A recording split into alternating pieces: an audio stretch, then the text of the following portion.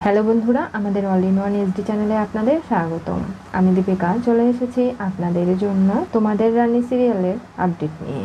দুর্জয় দুনিকে নিয়ে রাত্রিবেলা খেলা করছে, কিন্তু তার মনটা অস্থির অস্থির করে। রানী ওদিকে রথ সাজাচ্ছে, সে ঠিক আছে তো? তাই হাসপাতালে ফোন করে জানে যে হ্যাঁ, রানী ঠিক আছে। হঠাৎ করেই দুর্জয় কোনোভাবে নিজেকে সামলাতে পারছে না। তখনই রানীর সঙ্গে তার বিয়ের ছবিগুলো দেখতে শুরু করে। পুরনো মুহূর্তগুলো তার মনে পড়ে, আর রানীকে খুব মিস করে। রানীকে ফোন করে গেলে রানী ফোন রিসিভ করে না, তখনই দুর্জয়ের খুব চিন্তা হয়।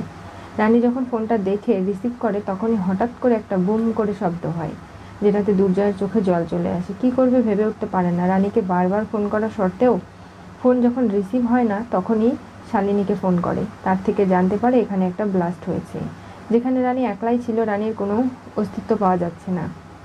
এগুলো শুনে দুর্জয়ের চোখ দিয়ে জল পড়ছে। দুনি বলছে, বাবা তুমি কান্না করছো কেন? দুনিকে জড়িয়ে ধরে কান্না করছে দুর্জয়। এরপরে মেজদা মেজ বৌদির ঘরে চলে যায় দুনিকে রাখতে, হাসপাতালে আসবে বলে সে। তখনই নানাভাবে জানাজানি হয়ে যায় যে রানী আর এই বাড়িতে ফিরবে না। কেন? রানী আর বেঁচে নেই। রানীর দেহটা কোথাও পাওয়া যাচ্ছে না, ছিন্ন বিচ্ছিন্ন হয়ে গেছে।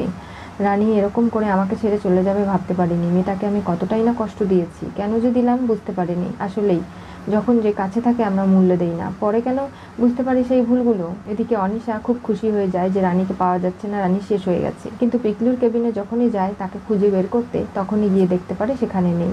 পিকলুকে হারিয়ে ফেলে অনিশা, কিন্তু জানে না রানী তাকে সেফ জায়গায় রেখেছে। আর রানী নিজেও ঠিক আছে। দুর্জয় সেই সময় ফোন করেছিল বলে রানী আজকের যাত্রায় হয়তো বেঁচে গেছে। রানীর না ফেরার কথাটা শুনে দুর্জয়ের মাও কষ্ট পায়, যে এরকম কোনো পরিণতি হোক সে কখনো চায়নি।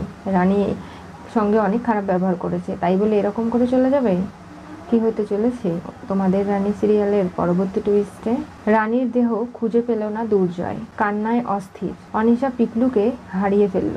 সবকিছু সামনে আনার জন্য রানী হয়তো এখন কিছুদিনের জন্য গা ঢাকা দিয়েছে।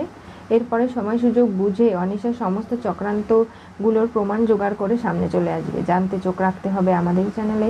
পাশে থাকা বেল আইকনটি অবশ্যই করে ক্লিক করুন।